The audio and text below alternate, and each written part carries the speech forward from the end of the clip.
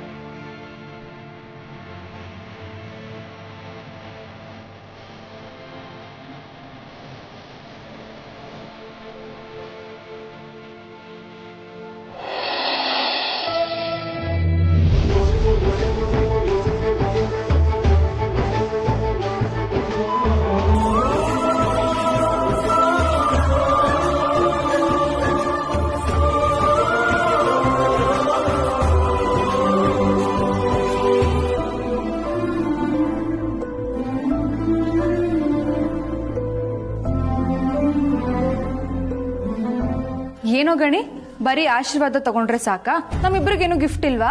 ತಂದಿದ್ದೀನಿ.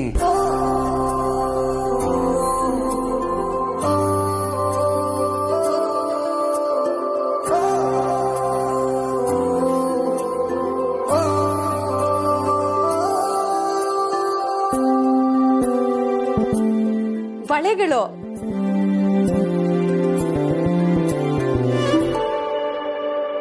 ಗಣಿ, ಅಪ್ಪನ ಹತ್ರ ದುಡ್ಡಿಸ್ಕೊಂಡ್ಯಾ? ಇಲ್ಲ ಅಕ್ಕ. ಮತ್ತೆ ಇದನ್ನೆಲ್ಲ ತರದಕ್ಕೆ ದುಡ್ಡಲ್ಲಿಂದ ಬಂತು? ಇಷ್ಟು ದಿನ ಕೂಡಿಟ್ಟಿರೋ ದುಡ್ಡಲ್ಲಿ ತಂದೆ. ನಾನು ಉಳಿಸಿರೋದ್ರಲ್ಲಿ ಇಷ್ಟು ಮಾತ್ರ ತರೋದಕ್ಕಾಯ್ತು ಅಕ್ಕ. ಏನಿವತ್ತು ನನ್ನ ತಂಗಿ ಇಷ್ಟೊಂದು ಸಂತೋಷವಾಗಿದ್ದಾಳೆ ಅಲ್ಲ. ಇಷ್ಟೂ ವರ್ಷದಲ್ಲಿ ಕಟ್ತೇ ಇರೋ ರಾಖಿ ಇವತ್ತು ಕಟ್ತಿದ್ಯಲ್ಲಮ್ಮ. ಇದಕ್ಕೆಲ್ಲ ನೀನೇ ಕಾರಣ ಅಣ್ಣ. ನಾನಾ? ಹೌದು ಅಣ್ಣ. ಅಖಿಲಾಂಡೇಶ್ವರಿ ಮೇಲಿರೋ ಸೇಡಿನ ಮೆಟ್ಲಿನ ಮೊದಲನೇ ಹೆಜ್ಜೆ ಹತ್ತೋದಕ್ಕೆ ನೀನೇ ಕಾರಣ. ಅದಕ್ಕೆ ಈ ರಾಖಿ ಕಟ್ಟಿದ್ದು. Happy Raksha Bandhan. Thank you so much. ಆದ್ರೆ ನೀನೇನೋ ರಾಖಿ ಕಟ್ಟಿದೆ, ನಾನು ಗಿಫ್ಟೇ ತರಲಿಲ್ಲ. ತರದೇ ಇದ್ರೆ ಏನಂತೆ, ತಂದು ಕೊಡು. ನೀನು ಏನ್ ಬೇಕು ಕೇಳು, ಈ ನಿನ್ನ ಅಣ್ಣ ತಂದು ಕೊಡ್ತಾನೆ. ಇಷ್ಟು ವರ್ಷ ನಾನು ಕೇಳಿದ್ದನ್ನೆಲ್ಲ ನೀನು ಕೊಟ್ಟಿದ್ಯಾ. ಈಗಲೂ ನಾನು ಕೇಳೋದನ್ನ ನೀನು ಕೊಡ್ತೀಯ ಅಂತ ನನಗೆ ಗೊತ್ತು. ಆ ಮನೆಯಲ್ಲಿ ಪ್ರತಿಯೊಬ್ರು ನರಳೋ ಹಾಗೆ ಮಾಡ್ಬೇಕು. ಮಾಡ್ತೀಯ? ಅರಸನ ಕೋಟೆಯ ಸಾಮ್ರಾಜ್ಯನ ಧ್ವಂಸ ಮಾಡ್ಬೇಕು. ನಿನ್ನಿಂದಾಗತ್ತಾ? ಅರಸನ ಕೋಟೆ ಮನೆತನನ ಸರ್ವನಾಶ ಮಾಡ್ಬೇಕು. ಮಾಡ್ತೀಯ? ಖಂಡಿತ. ನೀನು ಹೇಳಿದ್ದನ್ನ ಮಾಡಿದ ಮೇಲೇನೆ ನಾನ್ ಸಾಯೋದು. ಇದು ಈ ಅಣ್ಣ ಈ ತಂಗಿ ಕೊಡ್ತಾ ಇರೋ ಭಾಷೆ.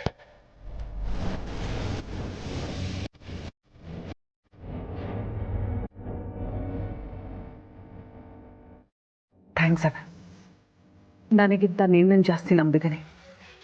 ನನ್ನ ಆಸೆ, ನೀನು ಕೊಟ್ಟಿರೋ ಭಾಷೆ ಎಲ್ಲ ಬೇಗ ಈಡೇರಲಿ. ಇದು ನಿನ್ನಾಸೆ ಮಾತ್ರ ಅಲ್ಲ, ಅದು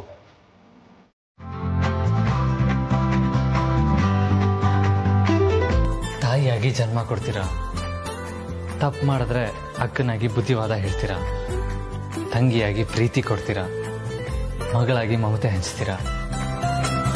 ಇದೆಲ್ಲದನ್ನು ಹೆಂಡತಿಯಾಗಿ ಮಾಡ್ತೀರಾ. ಅದಕ್ಕೆ ಅಲ್ವಾ ಹೆಣ್ಣನ್ನ ಕರುಣಾಮಯಿ, ತ್ಯಾಗಮಯಿ ಅಂತೆಲ್ಲ ಕರೆಯೋದು.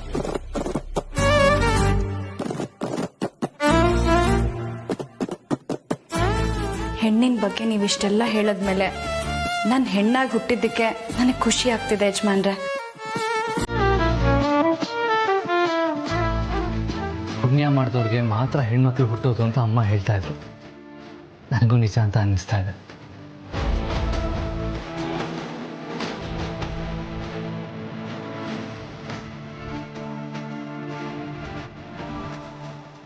ನಾವು ಆ ಪುಣ್ಯ ಮಾಡಿದ್ದೀವಲ್ವಾ?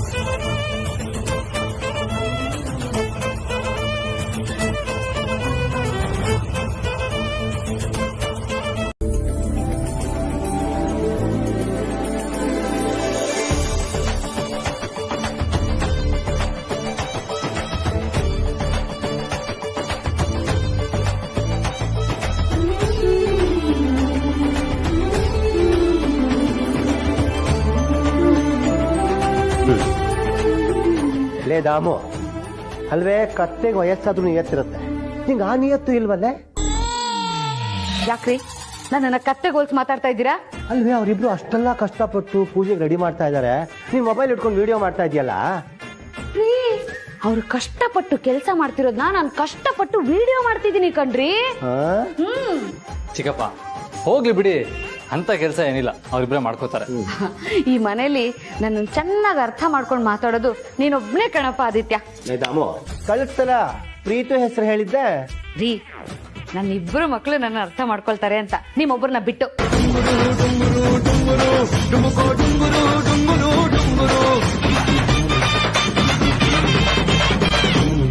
ಹೇಳಿಲ್ಲ ಬ್ರೋ, ಮೇಲೋಗಿದ್ರು. ಪೂಜೆ ದಿನ ಆದ್ರೂ ಇಲ್ಲಿರು, ಆಚೆ ಆಚೆ ಓಡಾಡ್ತಾನೆ ಇರ್ತೀಯ.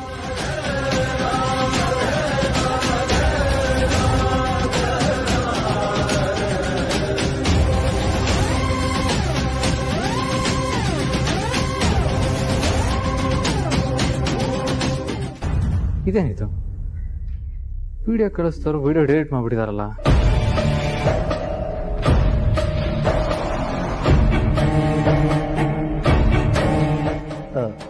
ಯಾರು ಏನೋ ಫೋನ್ ಮಾಡಿ ವಿಚಾರಿಸು ಅದೇ.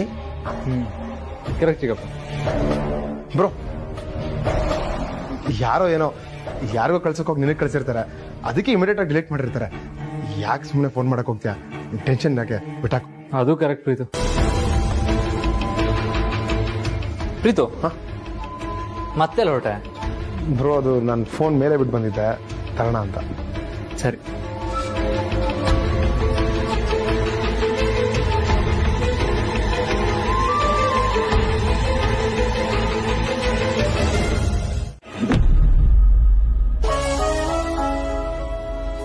ಏನಾಯ್ತು ಜನನಿಯವರೇ, ಯಾಕೆ ಇಷ್ಟು ಗಾಬರಿ ಆಗಿದ್ದೀರಾ? ನನ್ನಿಂದ ಒಂದು ತಪ್ಪಾಗ್ಬಿಟ್ಟಿದೆ ಪಾರ್ವತಿ ಅವರೇ. ತಪ್ಪ ಏನು? ಅದು ನಿನ್ನೆ ಪೂಜೆ ಸಾಮಗ್ರಿಗಳನ್ನೆಲ್ಲ ನಾನೇ ತರಿಸ್ತೀನಿ ಅಂತ ನಿಮ್ ಹತ್ರ ಜವಾಬ್ದಾರಿ ತಗೊಂಡಿದ್ನಲ್ಲ. ಹಾಗೆ ತರ್ಸಿದಿರಲ್ಲ, ಅಲ್ಲೇ ಎಡವಟ್ಟಾಗಿರೋದು. ಪುರೋಹಿತ್ರಿಗೆ ಕೊಡೋದಿಕ್ಕೆ ಪಂಚಶಲ್ಯ ತರ್ಸೋದನ್ನೇ ಮರ್ತು ಬಿಟ್ಟಿದೀನಿ. ಹೌದಾ? ಈ ಪ್ರೀತು ಕೈಲಿ ತರ್ಸೋಣ ಅಂತಂದ್ರೆ ಅವನು ಕಾಣಿಸ್ತಿಲ್ಲ, ಫೋನ್ ಮಾಡಿದ್ರೆ ರಿಸೀವ್ ಮಾಡ್ತಿಲ್ಲ. ಮತ್ತಿವಾಗ ಯಾರ ಹತ್ರ ನಾವು ಪಂಚಶಲ್ಯ ತರ್ಸೋದು? ಪಂಚಶಲ್ಯ ತಂದಿಲ್ಲ ಅನ್ನೋದೇ ದೊಡ್ಡ ವಿಷಯ ಅನ್ನೋ ತರ ಇಲ್ಲಿ ಬಂದು ಕದ್ದು ಮುಚ್ಚಿ ಮಾತಾಡ್ತಾ ಇದೀರಲ್ಲ. ಅಂತ ಹಾಗಲ್ಲ ಭಾವ, ಅತ್ತೆಗೆ ಗೊತ್ತಾದ್ರೆ ಬೇಜಾರು ಮಾಡ್ಕೊಳ್ತಾರೆ ಅಂತ ಎಲ್ರ ಮುಂದೆ ಹೇಳ್ದೆ ಇಲ್ಲಿ ಕರ್ಕೊಂಡ್ ಬಂದು ಹೇಳ್ತಾ ಇದ್ದೀನಿ. ಈಗೇನು ಪಂಚಶಲ್ಯ ತರಬೇಕು ಅಷ್ಟೇ ಅಲ್ವಾ? ನಾನು ಹೋಗಿ ತಗೊಂಡ್ಬರ್ತೀನಿ. ಯಜಮಾನ್ರೆ, ಬೇಗ ಹೋಗಿ ತಗೊಂಬನ್ನಿ. ಹೀಗೋಗಿ ಹೀಗೆ ಬರ್ತೀನಿ. ಜನನಿಯವ್ರೆ, ನಿಮ್ ಭಾವ ತರದಕ್ಕೆ ಹೋಗಿದಾರಲ್ಲ, ಮತ್ತ್ಯಾಗ ಗಾಬರಿ ಆಗಿದ್ದೀರಾ? ಅಲ್ಲ, ಈ ಪ್ರೀತು ಎಲ್ಲಿ ಹೋದ ಅಂತ ತಲೆ ಕೆಡ್ಸ್ಕೊಬಿಡಿ ಜನನಿಯವ್ರೆ. ಅವ್ರೆಲ್ಲೂ ಮನೆಯಿಂದ ಹೊರಗಡೆ ಹೋಗಿರಲ್ಲ. ಯಾಕೆ ಅಂತಂದ್ರೆ ಅಮ್ಮ ಇವತ್ತು ಮನೇಲಿ ಪೂಜೆ ಇದೆ, ಯಾರು ಹೊರಗಡೆ ಹೋಗೋ ಹಾಗಿಲ್ಲ ಅಂತ ಹೇಳಿದ್ದಾರೆ. ನಿಮ್ ತಂದೆಯವ್ರು ಕೂಡ ಒಟ್ಟಿಗೆ ಎಲ್ಲರೂ ಸೇರಿ ಆರತಿ ಮಾಡ್ಬೇಕು ಅಂತ ಹೇಳಿದ್ದಾರೆ. ಹೀಗಿರೋವಾಗ ಇವ್ರ ಮಾತನ್ನೆಲ್ಲ ಮೀರಿ ನನ್ನ ಮೈದ್ನ ಹೊರಗಡೆ ಹೋಗಿರೋದಕ್ಕೆ ಸಾಧ್ಯನೇ ಇಲ್ಲ. ಮತ್ ಫೋನ್ ಯಾಕೆ ರಿಸೀವ್ ಮಾಡ್ತಿಲ್ಲ? ಆಫೀಸ್ ಕೆಲ್ಸದಲ್ಲಿ ಫೋನ್ ಎಲ್ಲೋ ಬಿಸಾಕಿ ಲ್ಯಾಪ್ಟಾಪ್ ನೋಡ್ಕೊಂಡು ಕೂತಿರ್ತಾರೆ ಅನ್ಸುತ್ತೆ. ಹೋಗಿ ನೋಡಿ. ಸರಿ, ಯಾವ್ದಕ್ಕೂ ನಾನು ಒಂದ್ಸರಿ ಹೋಗಿ ನೋಡ್ತೀನಿ. ಹೋಗಿ.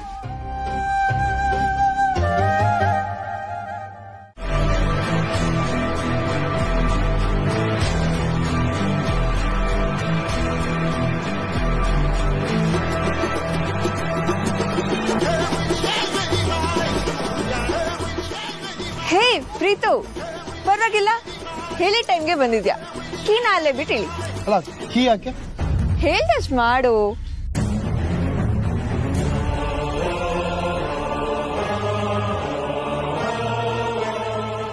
ಸರಿ, ನಿನ್ ಗಾಡಿ ತಗೊಂಡ್ ಹೊರಡು. ಅಲ್ಲ ನನ್ ಗಾಡಿ ಯಾಕೆ?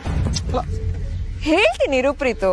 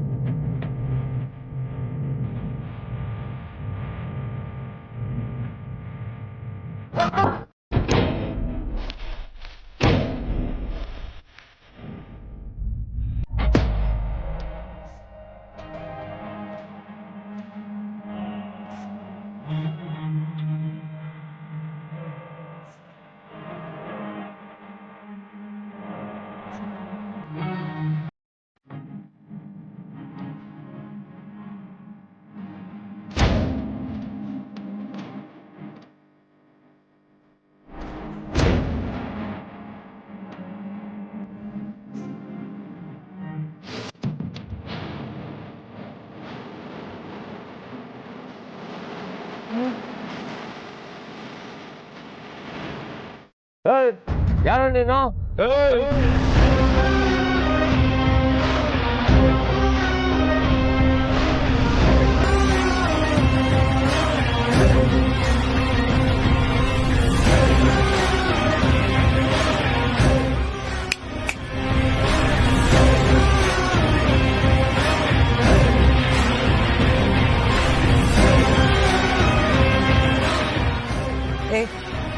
ಅದೇನ್ ಹೋಗ್ ನೋಡು. ಸರಿ ಮೇಡಮ್.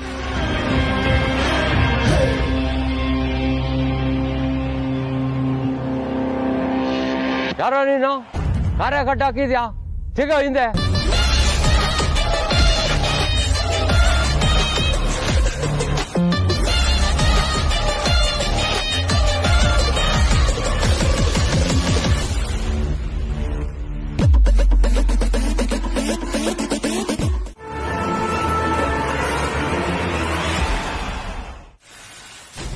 ಪುರೋಹಿತರು ಬರೋ ಸಮಯ ಆಗ್ತಿದೆ. ಯಜಮಾನ್ರನ್ನು ಬಂದೇ ಇಲ್ವಲ್ಲ?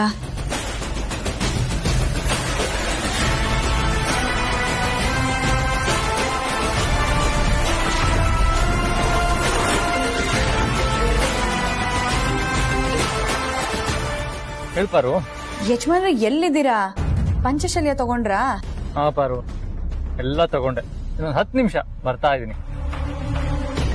ಸರಿ, ನೀವ್ ಇಷ್ಟೊತ್ತಾದ್ರೂ ಬರ್ಲಿಲ್ವಲ್ಲ, ಅದಕ್ಕೆ ಫೋನ್ ಮಾಡ್ದೆ. ಸಾರಿ, ಸ್ವಲ್ಪ ಲೇಟ್ ಆಯ್ತು. ಯಾಕೆ ಅಂದ್ರೆ ದಾರಿಲಿ ವಿಶೇಷವಾದ ವ್ಯಕ್ತಿ ಸಿಕ್ಕಿದ್ರು. ಅವರ ಯೋಗ ಕ್ಷೇಮನ್ ವಿಚಾರಿಸ್ಕೊಂಡು ಇವಾಗ ಮನೆಗೆ ಕರ್ಕೊಂಡು ಬರ್ತಾ ಇದ್ದೀನಿ. ಏನು ವಿಶೇಷವಾದ ವ್ಯಕ್ತಿನ? ಯಾರ ಯಜಮಾನ್ರೆ? ಈಗ್ಲೇ ಹೇಳಿದ್ರೆ ಮಜಾ ಬರಲ್ಲ ಪಾರು. ನಾನೇ ಕರ್ಕೊಂಡ್ ಬರ್ತೀನಲ್ಲ, ಅವಾಗ ಗೊತ್ತಾಗುತ್ತೆ. ಆಕ್ಚುಲಿ ಅವರು ಎಷ್ಟೋ ವರ್ಷಗಳಾದ್ಮೇಲೆ ಬರ್ತಾ ಇರೋ ಅತಿಥಿ, ಗೊತ್ತಾ? ಹೌದಾ? ಅವ್ರು ನನಗ್ ಗೊತ್ತಾ? ನಾನು ಅವ್ರನ್ನ ನೋಡಿದ್ದೀನ? ಅವ್ರು ನಮಗ್ ಹತ್ರವಾದವ್ರ? ಗಂಡಸ್ರ ಹೆಂಗಸ್ರ? ನನ್ಗಿಂತ ಚಿಕ್ಕವರ ದೊಡ್ಡವರ? ಪಾರು, ಯಾಕೆ ಇಷ್ಟೊಂದು ಪ್ರಶ್ನೆ ಮಾಡ್ತಾ ಇದ್ಯಾ? ಅವ್ರನ್ನ ನೋಡ್ಬೇಕು ಅನ್ನೋ ಕಾತರ ನಿನಗೂ ಇದೆಯಾ? ಹೌದು, ವಿಶೇಷವಾದ ಅತಿಥಿ ಅಂದ್ರಲ್ಲ, ಅವ್ರನ್ನ ಸ್ವಾಗತ ಮಾಡ್ಕೊಳ್ಳೋದಕ್ಕೆ ತಯಾರು ಮಾಡ್ಕೋಬೇಕಿತ್ತು, ಅದಕ್ಕೆ ಕೇಳ್ದೆ. ಅವರಿಗೆ ಈ ಸ್ವಾಗತ ಎಲ್ಲ ಬೇಡ. ಅವರು ಎಲ್ರ ತರ ಅಲ್ಲ, ಸ್ವಲ್ಪ ಡಿಫ್ರೆಂಟ್. ಸರಿ ಸರಿ, ಕರ್ಕೊಂಡ್ ಬನ್ನಿ, ಆಗ್ಲೇ ಗೊತ್ತಾಗತ್ತಲ್ಲ ಅವ್ರು ಯಾರು ಅಂತ. ಸರಿ ಯಜಮಾನ್, ಬೇಗ ಬನ್ನಿ. ಸರಿ ಪಾರು.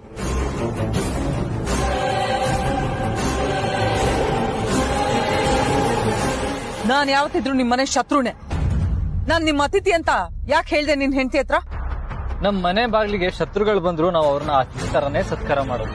ಅದೇ ನಮ್ಮ ಅರಸನ ಕೋಟೆ ಸಂಸ್ಕೃತಿ, ಸಂಸ್ಕಾರ, ಸಂಪ್ರದಾಯ.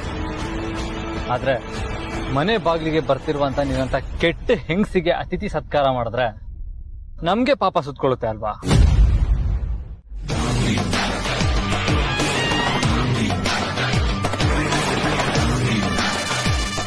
ಅಲ್ಲಿ ನೋಡು, ಅರಸನ ಕೋಟೆ ಅನ್ನೋ ದೇವಸ್ಥಾನದ ಗರ್ಭಗುಡಿಲಿರೋ ದೇವತೆ.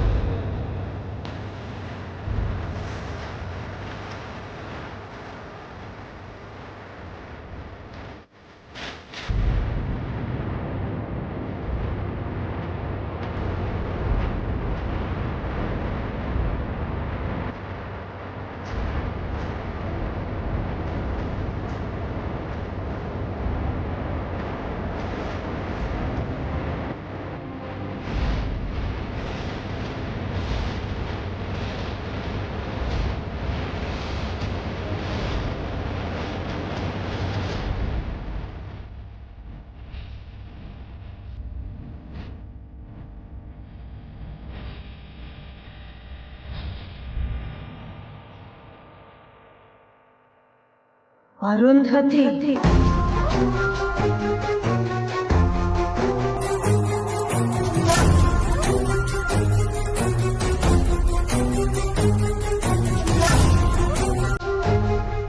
ದಾರಿ ಮಧ್ಯೆ ಸಿಕ್ಕ ಈ ಹೆಂಗಸನ ನಾನೇ ಕರ್ಕೊಂಬಂದೆ ಅಮ್ಮ.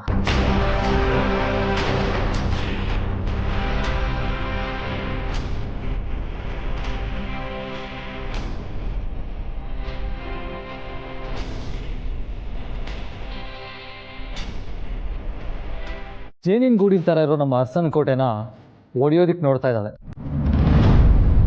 ಅದು ಸಾಧ್ಯ ಇಲ್ಲ ಅಂತ ಅರ್ಥ ಮಾಡಿಸೋದಕ್ಕೆ ಅವಳನ್ನ ಇಲ್ಲಿ ಕರ್ಕೊಂಬಂದೆ ಅಮ್ಮ.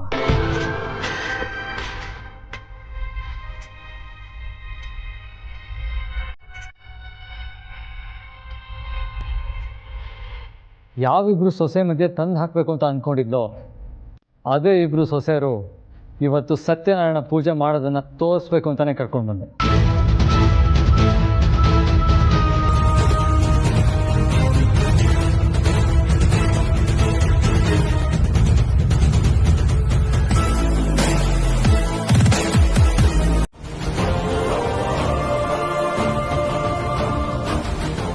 ನಾನೇ ನಿನ್ನನ್ನ ಕರಿಬೇಕಾಗಿತ್ತು, ಆದ್ರೆ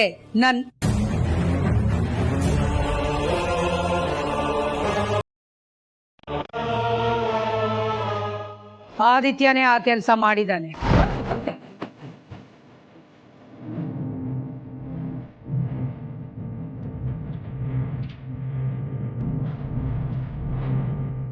ನಮ್ಮ ಒಗ್ಗಟ್ಟನ್ನ ನೋಡಿ ನೀನು ಆನಂದ ಪಡ್ತೀಯೋ ಇಲ್ಲ ಅಸೂಯೆಯಿಂದ ಉರಿದು ಹೋಗ್ತೀಯೋ ಅದು ನಿನಗೆ ಬಿಟ್ಟಿದ್ದು. ಒಂದಂತೂ ನಿಜ, ನೀನು ಶತ ಪ್ರಯತ್ನ ಮಾಡಿದ್ರೂ ನಮ್ಮ ಒಗ್ಗಟ್ಟನ್ನ ಮುರಿಯಕ್ಕಾಗಲ್ಲ, ನಮ್ಮನ್ನ ಬೇರ್ಪಡಿಸೋದಕ್ಕಾಗಲ್ಲ.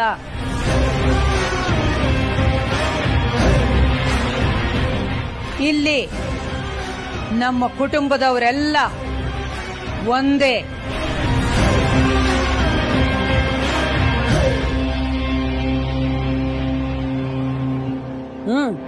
ವೆರಿ ಗುಡ್, ಒಳ್ಳೆ ಬೆಳವಣಿಗೆನೆ.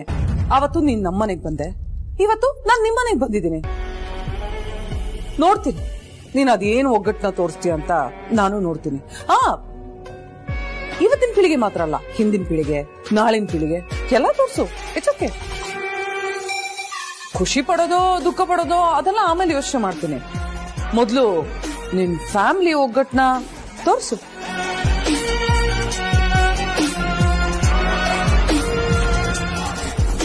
ಅದಕ್ಕೂ ಮುಂಚೆ ನಾನು ಈ ಮನೆಗೆ ಬಂದು ತುಂಬಾ ವರ್ಷಗಳಾಯ್ತು. ಈ ಮನೇಲಿ ಯಾರ್ಯಾರು ಇದ್ದಾರೆ ಅಂತಾನೆ ನೆನಪಿಲ್ಲ ನನಗೆ. ಸೊ ಎಲ್ರೂ ಒಂದ್ ಸ್ವಲ್ಪ ಇಂಟ್ರೊಡ್ಯೂಸ್ ಮಾಡ್ಕೊಟ್ರೆ ಒಳ್ಳೇದು. ಅದ್ಗೆ ನಾನು ಇಂಟ್ರೊಡ್ಯೂಸ್ ಮಾಡ್ಕೊಡ್ತೀನಿ, ಅದು ಸಂಬಂಧಗಳ ಸಮೇತ.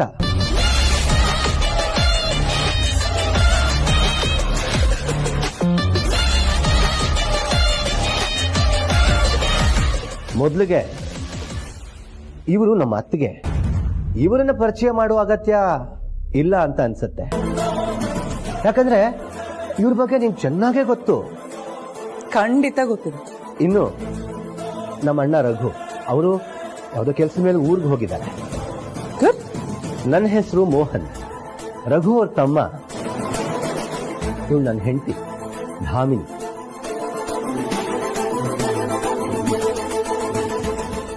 ಇನ್ನು ಈ ಅರಸನ ಕೋಟೆಯ ಹಿರಿಯ ಮಗ ಆದಿತ್ಯ.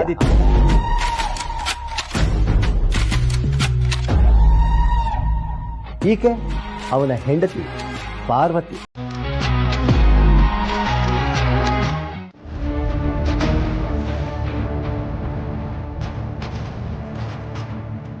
ಸರಿ,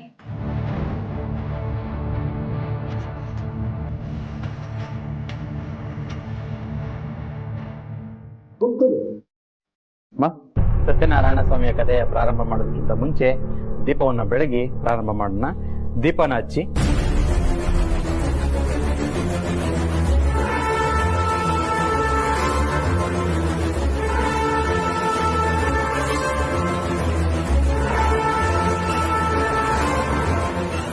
ಓಂ ಶುಭಂ ಕರೋತಿ ಕಲ್ಯಾಣಂ ಆರೋಗ್ಯಾಂ ಧನ ಸಂಪದಾಂ.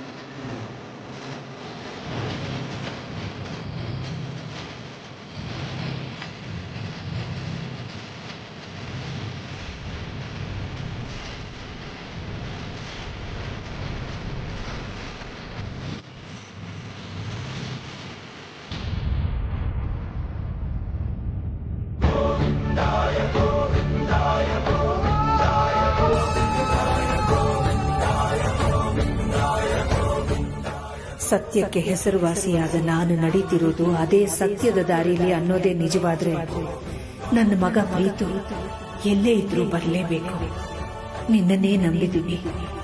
ನೀನೇ ಈಗ ದಾರಿ ತೋರಿಸ್ಬೇಕು ದೇವ್ರೆ. ಇವತ್ತಿನ ದೇವ್ರನ್ನ ಎಷ್ಟೇ ಬೇಡ್ಕೊಂಡ್ರು ನಿನ್ ಮಗ ಈ ಪೂಜೆಗೆ ಬರೋದು ಇಲ್ಲ, ಪೂಜೆ ಪೂರ್ತಿನೂ ಆಗಲ್ಲ.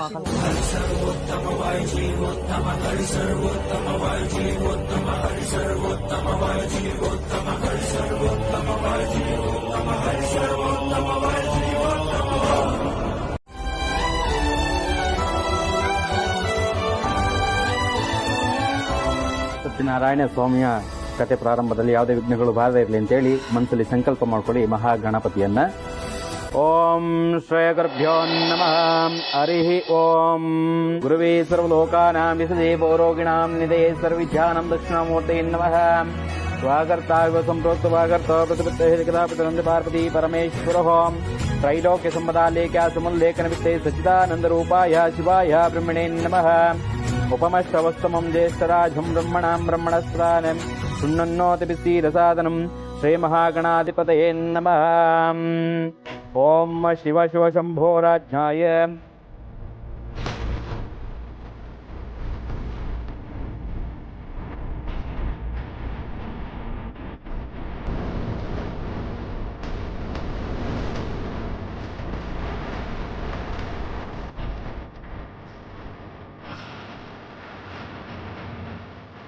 ಓಂ ಕಲಸಸ್ಯ ಮುಖೇರಧ್ರೇ ಕಂಠೇ ವಿಷ್ಣು ಸಮಾಶ್ರಿತ ಮೂಲೆ ತುಪ್ತ ಬ್ರಹ್ಮ ಮಧ್ಯೆ ಮಾತೃಗಣಾಗ್ರ ಸರ್ವೇ ತುಪ್ತ ದೀಪ ಸುಂದರ.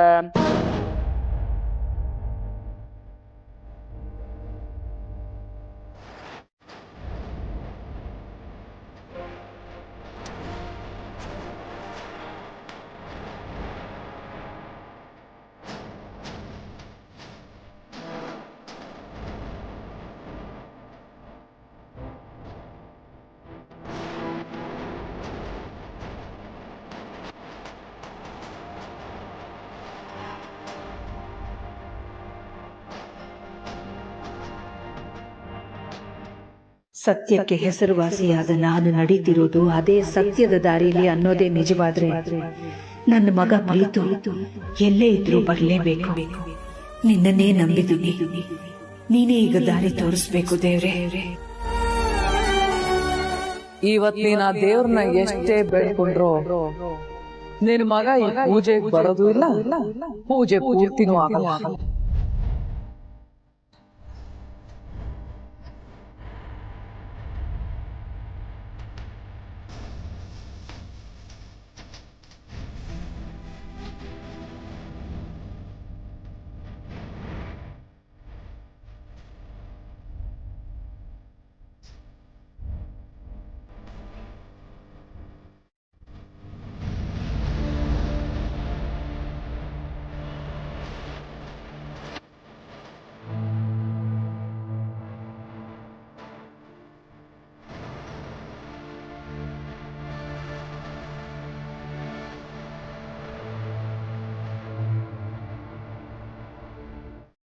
ಅರಸನ ಕೋಟೆಯ ಕುಟುಂಬದ ಸದಸ್ಯರೆಲ್ಲ ಅದ್ ಹೇಗೆ ಒಗ್ಗಟ್ಟಾಗಿರ್ತಾರೋ ನೋಡೇ ಬಿಡ್ತೀನಿ ಅಂತ ನೋಡಕ್ ಬಂದಿದ್ದಾಳೆ.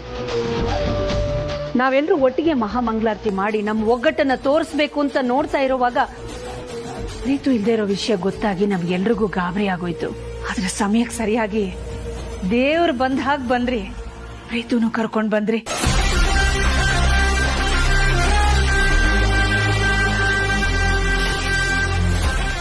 ಅದೇ ಅನ್ಕೊಂಡೆ, ಹೋಮದ ಕುಂಡದಲ್ಲಿ ಓತಿಕೆ ಆತಕ್ಕೆ ಏನ್ ಕೆಲಸ ಅಂತ.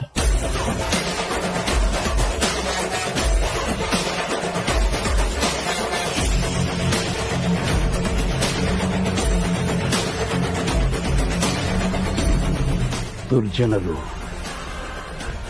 ದುರ್ಬುದ್ಧಿ ಇರೋರು, ದುರಾಚಾರಿಗಳು, ಅವರಿಗೆ ಆಯಸ್ಸು ತುಂಬಾ ಕಮ್ಮಿ.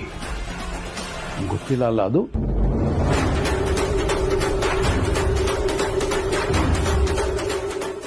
ಸಾಧಾರಣ ಹುಲ್ಲು ತಿಂದು ಬದುಕುವಂತ ಜಿಂಕೆ ವರ್ಷಕ್ಕೊಂದೇ ಮರಿ ಹಾಕುತ್ತೆ. ಆದರೆ ಅದನ್ನು ಕೊಂದು ತಿನ್ನುವಂತ ಹುಲಿ, ಸಿಂಹ 4 ಮರಿ ಹಾಕುತ್ತೆ. ಆದರೆ ಕಾಡಿನಲ್ಲಿ ಜಿಂಕೆಯ ಸಂತತಿನೇ ಹೆಚ್ಚು. ಇದರ ಅರ್ಥ ಏನ್ ಗೊತ್ತೇನೋ? ಧರ್ಮ. ಯಾರು ಧರ್ಮವನ್ನ ರಕ್ಷಣೆ ಮಾಡ್ತಾರೆ ಅವರನ್ನ ಧರ್ಮ ರಕ್ಷಣೆ ಮಾಡುತ್ತೆ. ಯಾರು ಧರ್ಮವನ್ನ ನಾಶ ಮಾಡ್ತಾರೆ ಆ ಧರ್ಮವೇ ಅವರನ್ನ ಸರ್ವನಾಶ ಮಾಡುತ್ತೆ. ಈ ದುರಾಚಾರಿ ಹೆಣ್ಣೆ, ನೋಡಿಲ್ಲಿ ನನ್ನ ಈ ರಣಕಲ್ಲು ವೀರಯ್ಯ ದೇವ ಇರೋವರೆಗೂ ಅರಸನ ಕೋಟೆಯಲ್ಲಿ ಒಂದು ಒಣಹುಲ್ಲು ಕೇಳಕ್ ಬಿಡೋದಿಲ್ಲ. ನಿನ್ನ ನೆನಪಿಟ್ಕೋ. ನಿನಗೇನಾದ್ರೂ ಅಂತ ಯೋಚನೆ ಬಂತು ಅನ್ಕೋ, ನಿನ್ನ ಗೋಡೆ ಕಿಟಕಿ ಎಲ್ಲ ಒಂದ್ ಕಡೆ ನಾನು ಇರ್ತೀನಿ.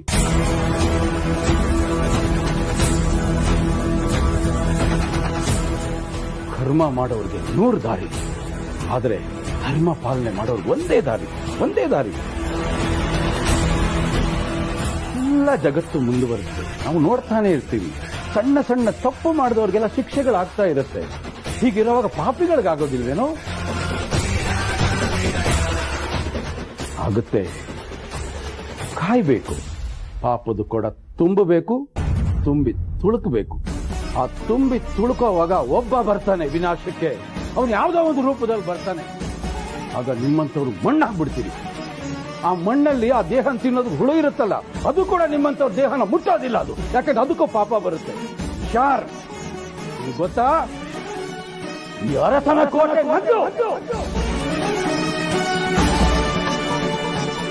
ZEE5 ಆಪ್ ಡೌನ್ಲೋಡ್ ಮಾಡಿ ಎಲ್ಲಾ ಸಂಚಿಕೆಗಳನ್ನು ಸಂಪೂರ್ಣ ಉಚಿತವಾಗಿ ನೋಡಿ.